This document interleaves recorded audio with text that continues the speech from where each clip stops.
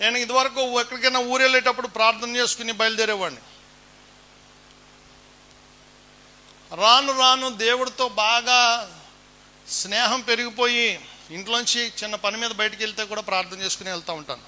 కొంతమంది నవ్వుకుంటాను నన్ను చూసి, నవ్వుకున్నా పర్లేదు. దేవుని స్తోత్రం.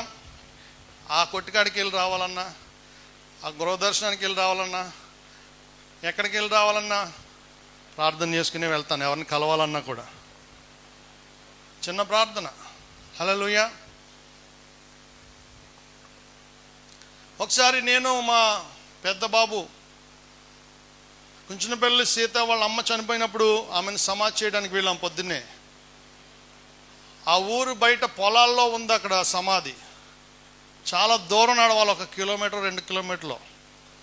కారు వెళ్ళదు అక్కడికి, కాబట్టి నడుచుకుంటూ వెళ్తున్నాం. ఆ పొలం గట్టు నడుచుకుంటూ వెళ్తా ఉన్నాను.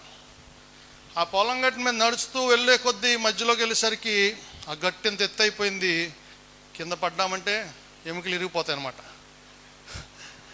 మేము ఇద్దరు నడుచుకుంటున్నాం. ఒక చోటుకి వెళ్ళేసరికి నేను బ్యాలెన్స్ తప్పిపోయాను. కాసేపు ఇలా ఇలా ఇలా ఒక కాలు మీదే పడిపోయాను అనమాట. పడిపోయింటే ఖచ్చితంగా ఏదో తిరిగేది. వెనకాల నుంచి మా అబ్బాయి చూస్తున్నాడు, డాడీ డాడీ అంటా ఉన్నాడు. మళ్ళీ దేవుడి దయ వల్ల మళ్ళీ బ్యాలెన్స్ అయ్యాను.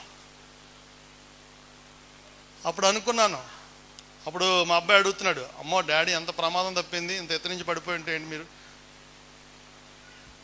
అప్పుడు చెప్పాను, అందుకే ఇంట్లో ప్రార్థన చేసుకుని బయలుదేరాలని చెప్పాను. దేవుని స్తోత్రం. ఇంట్లో ఏం చేసుకుని బయలుదేరాలి? చిన్న